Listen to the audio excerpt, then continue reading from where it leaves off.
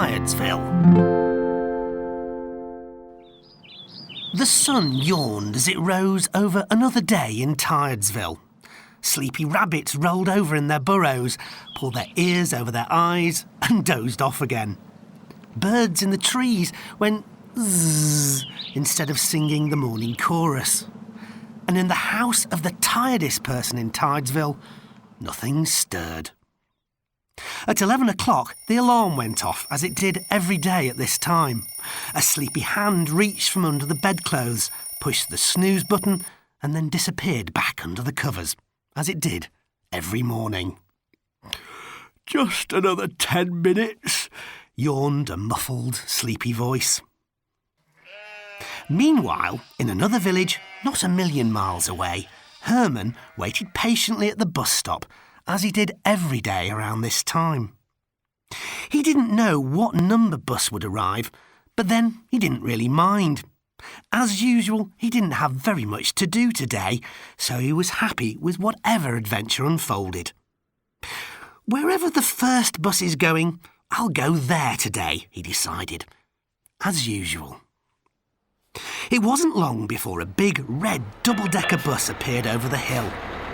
Written in big letters on the destination board at the front was one word: Tiredsville. As the bus approached, Herman could read what it said. Tiredsville, he read out loud. Sounds like a sleepy kind of a place. "A return to Tiredsville, please," he said to the driver as he boarded, and as soon as he was seated, the bus trundled off.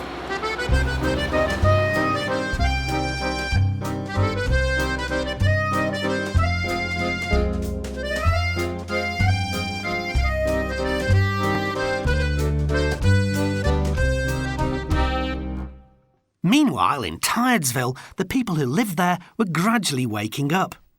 The man who ran the grocer's shop threw back his duvet, sat up in bed, and had a jolly good scratch. Another restless night, he said to himself. I could do with a few more hours in bed, he yawned. But he had to open his shop. He finally plodded downstairs, pulled open the blind in the shop window and turned the sign on the door from sleeping to open. He peered through the glass and noticed Mrs. Williams asleep on a small bench nearby. "Morning, Mrs. Williams," he said. "Oh, I'm sorry, I must have dozed off," said Mrs. Williams as she woke up. "I was just sitting here waiting for you to open and, well, I didn't have a very good night's sleep, to be honest," she said. Back on the bus, Herman had nearly reached his destination. "Tiredsville," shouted the bus driver. "All change." Herman thanked the driver and hopped off. As he did so, he noticed a dog snoozing on the pavement nearby. The man in the newspaper kiosk had his head on a pile of the Tiredsville Times and was gently snoring.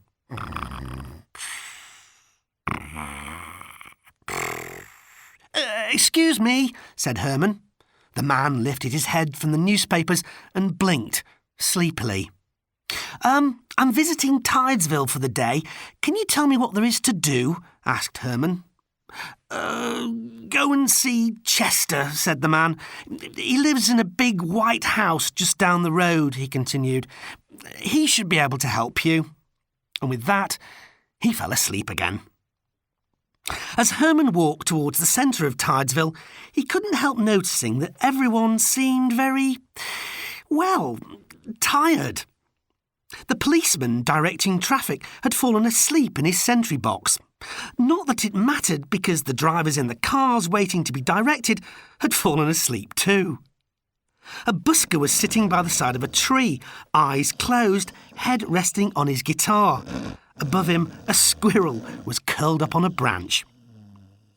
"I wonder why everybody is so tired," Herman said quietly to himself so as not to disturb anybody. Eventually, Herman reached the big white house he'd been directed to. He pushed open the heavy white iron gate and walked down the path towards the front door. The gardener was asleep on a deck chair by the side of a lawnmower. Herman reached the big white door and rang the bell. Inside, the sleepiest person in Tidesville reached out from under the covers and pushed the snooze button on the alarm clock again. "Just another 10 minutes, he said. Herman pushed the bell a second time. An arm reached out and pushed the snooze button again. "That's odd," said a sleepy voice from under the covers. Herman pushed the doorbell a third time, and Chester, the sleepiest person in Tidesville, finally realised what was happening. He slowly lifted off the bedclothes, stretched his arms above his head, gave himself a jolly good scratch, and pulled on his fluffy dressing gown and yawned.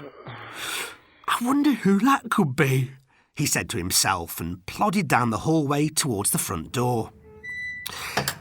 "Sorry to disturb you," said Herman as the door swung open to reveal a short, sleepy-looking man in a white dressing gown.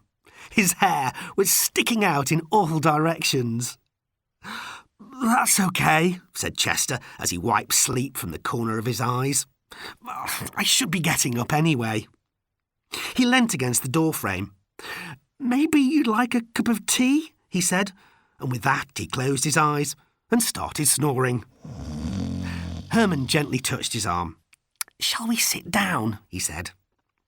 "The kitchen," Chester said as he awoke briefly. "End of the corridor." He fell asleep before finishing the sentence. Herman helped him as they walked down the corridor. Minutes later, they were sitting around the kitchen table, sipping on the tea which Herman had made while Chester dozed. "Is everybody in Tidesville always this sleepy?" Herman asked. "Isn't everybody everywhere?" asked Chester. "All the people I know in Tidesville are sleepy most of the time. It's just the way it..." He fell asleep again before finishing. Herman thought about it as he munched on a chocolate biscuit.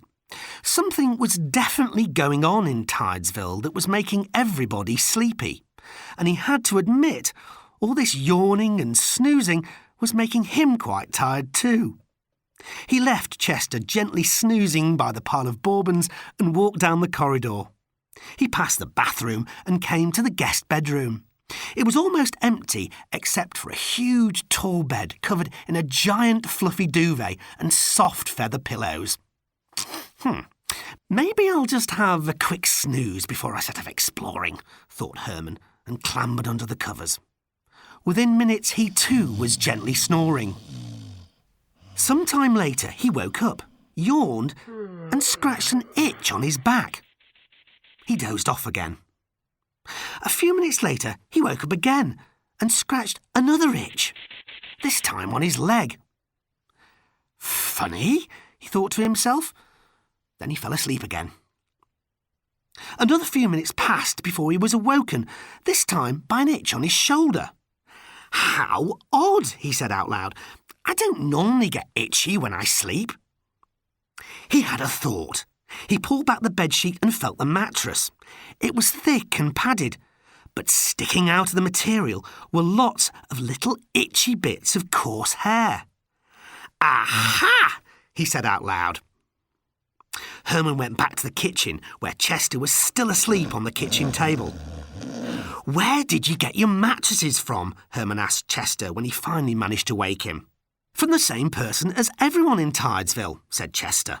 "Mr. Harrington, the mattress maker." "Where's his shop?" asked Herman. "Oh, just down the road, past the playing fields." And with that, Chester collapsed back into the plate of biscuits. Mr. Harrington was standing behind the counter when Herman entered his shop. "Good morning," he said in a bright and breezy kind of way as the bell above the door tinkled and Herman appeared. "That's interesting," thought Herman. "The one person in Tidesville who doesn't seem to be sleepy makes the mattresses." Good morning," he said. "I was just wondering if I could see how you make your mattresses." "Oh, of course," said Mr. Harrington. "Follow me." Mr. Harrington led Herman down a narrow corridor and into a small workshop. It was filled with mattresses of all shapes and sizes, some finished, others still in bits. There were springs hanging from the ceiling, material folded on the bench, and a battered sewing machine in the corner. But it was the large sack in the opposite corner that caught Herman's eye. "Horsehair," it said on the side. for stuffing things." "Is that what you use for stuffing your mattresses?" asked Herman, pointing to the sack. "It's been a tradition at Harrington's Mattresses for as long as I can remember," answered Mr. Harrington cheerfully. "But isn't horsehair itchy?" asked Herman. "Oh, I wouldn't know," said Mr. Harrington. "Don't you sleep on one of your mattresses?" asked Herman. "No," said Mr. Harrington in an embarrassed sort of way. "I sleep in a hammock." Herman explained how he wasn't from Tidesville, but that he couldn't help noticing that everyone here was very sleepy. He explained how he'd met Chester and how he'd fallen asleep on Chester's guest bed, only to wake up itching. And he explained that it occurred to him that if everyone in Tidesville had the same mattresses, then they'd all spend their nights itching, which would explain why they didn't get a very good night's sleep, which might be why everyone was so tired all the time. "Oh dear," said Mr. Harrington. "Don't worry," said Herman. "I have an idea."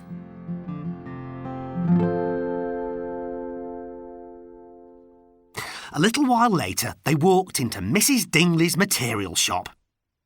"Can I have a big roll of your thickest, softest material, please?" asked Herman, "and some extra string and darning needles." Soon after, Herman and Mr. Harrington were back at Chester's house, busily sewing an extra-large piece of material onto the top of Chester's mattress. "What are you doing that for?" asked Chester. "I think I might have discovered the reason why everyone in Tidesville is so tired," replied Herman. But Chester had fallen asleep before hearing the answer. 10 minutes later, they'd finished sewing, and Chester's new, non-itchy, super soft mattress was ready for its first user. And as users go, they couldn't come much more appreciative than Chester.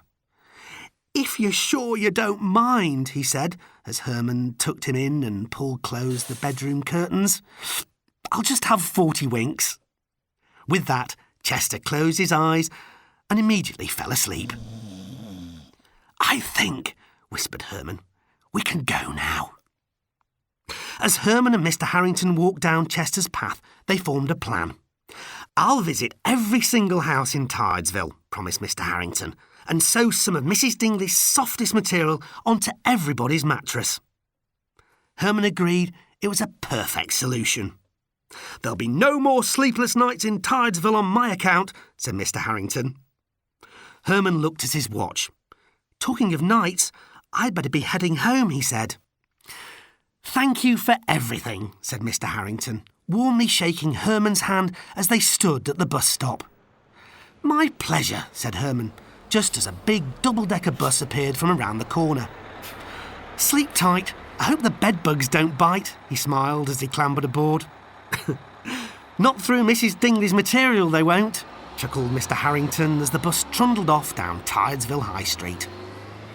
After a short journey, the bus pulled up at Herman's stop, and he got off and walked down the familiar pavement to his home. "It's been a fun day," he thought. "I wonder where tomorrow's bus will take me. But I have to say," he continued as he put his key in his front door, "all this excitement has made me rather sleepy. In fact, I'm more tired than the tiredest person in Tidesville. Well, maybe not quite that tired." He laughed to himself and went straight to bed.